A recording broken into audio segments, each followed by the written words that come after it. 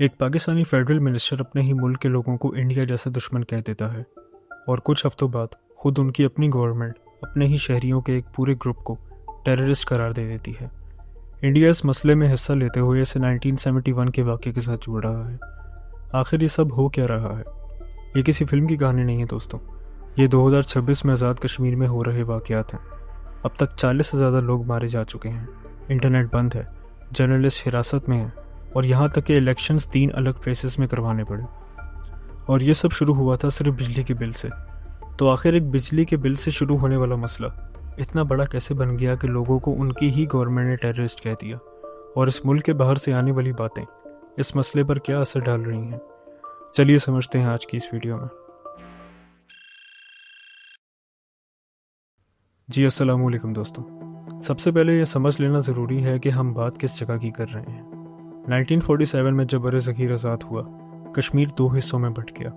एक हिस्सा इंडिया के पास गया, जिसे इंडिया जम्मू एंड कश्मीर कहता है। दूसरा हिस्सा पाकिस्तान के ज़ेरे इंतज़ाम आया, जिसे पाकिस्तान आज़ाद जम्मू एंड कश्मीर कहता है। हम इस वीडियो में पाकिस्तान के ज़ेरे इंतज़ाम हिस्से की बात कर रहे हैं, जिसे हम इसके ऑफिशियल नाम से आज़ाद कश्मीर या AJK कहेंगे। अब बात करते हैं कि यह सब शुरू कैसे हुआ। मई 2023 में AJK के लोगों ने भरे हुए बिजली के बिल्स और गंदम की कीमत पर प्रोटेस्ट शुरू किया। लोगों का इल्ज़ाम था कि उनकी सब्सिडीज गंदम स्मगल हो रही है और बिजली के रेट बढ़ाए जा रहे हैं, जबकि खुद AJK में हाइड्रो पावर बनती है। यह प्रोटेस्ट एक ऑर्गेनाइजेशन ने लीड किया जिसका नाम है जम्मू कश्मीर जॉइंट अवामी एक्शन कमेटी या JKJAAC। ये कोई सेपरेटिस्ट ग्रुप नहीं था, बल्कि ट्रेडर्स, सिविल सोसाइटी और लोकल एक्टिविस्ट का एक इत्तेहाद था जो सिर्फ अपने बुनियादी मकामी मसाइल के लिए आवाज़ उठा रहा था। मई 2024 में यह प्रोटेस्ट अपने पहले बड़े मोड़ पर पहुंचा। मुजफ्फराबाद की तरफ एक लॉन्ग मार्च निकाला गया और सिक्योरिटी फोर्सेस के साथ तसादुम में 5 लोग मारे गए, जिनमें एक पुलिस ऑफिसर भी शामिल था। इसके बाद पाकिस्तान की फेडरल गवर्नमेंट ने डिमांड्स मान ली।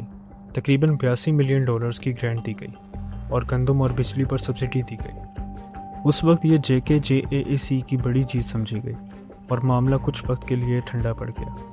लेकिन मसला वहाँ ख़त्म नहीं हुआ।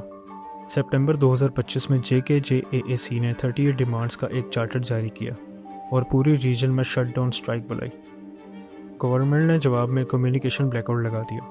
उस दौरान 9 से 10 लोग मारे गए। और फिर आया जून 2026, जब AJK की सुप्रीम कोर्ट ने एक फ़ैसला दिया कि लेजिस्लेटिव असेंबली की 12 सीट्स जो कश्मीरी रेफ्यूजीज़ के लिए रिजर्व्ड हैं, उनको ख़त्म नहीं किया जा सकता बगैर कॉन्स्टिट्यूशन में तरमीम के। ये 12 सीट्स उन लोगों के लिए हैं जो 1947 के बाद रिफ्यूजी बनकर पाकिस्तान के दूसरे हिस्सों में बसे। JKJAAC का मौक़िफ़ था कि ये सीट्स उन लोगों को कंट्रोल देती है जो खुद AJK में रहते ही नहीं हैं, और इससे AJK का अपना डेवलपमेंट फ़ंड दूसरी तरफ चला जाता है।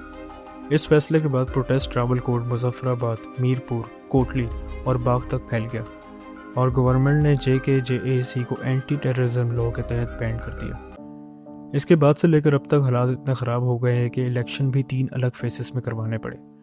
मीरपुर, फिर मुजफ्फराबाद, फिर उन 12 डिस्प्यूटेड सीट्स और पूंछ डिवीज़न के लिए। डेथ्स का फिगर आज भी कंफर्म नहीं। जुलाई के आखिर में रावलकोट की तरफ एक मार्च के दौरान अकेले एक दिन में 19 लोग मारे गए, जबकि एमनेस्टी इंटरनेशनल ने जुलाई के शुरू में ही टोटल फिगर 40 के करीब बताया था। JKJAAC का दावा है कि अकेले रावलकोट में उनके 30 से ज़्यादा लोग मारे गए, जिसे गवर्नमेंट कंफर्म नहीं करती। किसी भी इंडिपेंडेंट ऑर्गेनाइजेशन ने आज तक एक फाइनल नंबर कंफर्म नहीं किया, और ये बात समझना ज़रूरी है दोस्तों। इस पूरी रिपोर्ट में जहाँ भी डेथ्स का नंबर आया है वो हर तरफ से अलग है, क्योंकि हर फरीक अपना अपना हिसाब दे रहा है।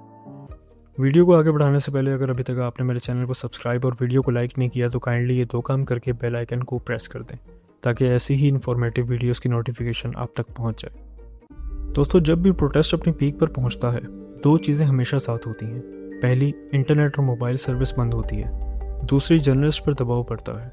कमेटी के प्रोटेस्ट जर्नलिस्ट के मुताबिक कई सहाफ़ियों को कश्मीर प्रोटेस्ट कवरेज पर बगैर किसी चार्ज के हिरासत में लिया गया, और न्यूयॉर्क टाइम्स ने भी अगस्त 2026 में रिपोर्ट किया कि पाकिस्तान में जर्नलिस्ट पर क्रैकडाउन और भी तेज़ हो गया है।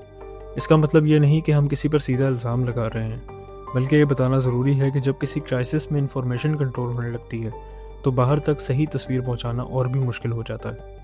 अब बात करते हैं इंडिया की। इंडिया ने AJK में कोई सीधी मुदाखलत नहीं की, लेकिन अपनी ऑफिशियल स्टेटमेंट ज़रूर दी।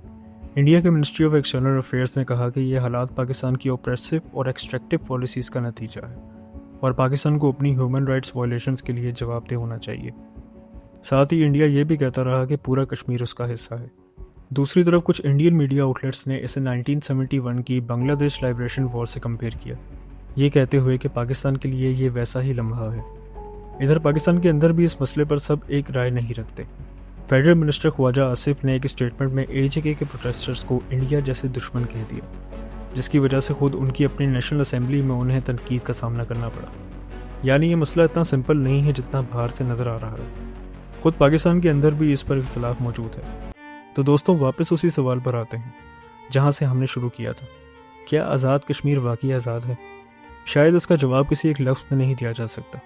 ये एक ऐसा खित्ता है जहाँ लोगों की मांग बिजली के बिल से शुरू होकर असेंबली सीट्स तक पहुँच गई है, जहाँ हर तरफ से अलग अलग कहानियाँ सुनाई भी दे रही हैं और मुल्क के बाहर से बनाई भी जा रही हैं, और जहाँ असल सच उन लोगों के हाथों में है जो वहाँ रह रहे हैं या जिनके साथ हो रहा है, ना कि मेरे और आपके। उम्मीद करता हूँ यार वीडियो अच्छी लगी होगी। अच्छी लगी तो कमेंट करना, वीडियो को लाइक और चैनल को ज़रूर सब्सक्राइब कर देना। मिलते हैं इंशाल्लाह फिर किसी और टॉपिक के साथ किसी और वीडियो में। तब तक के लिए रब रखा।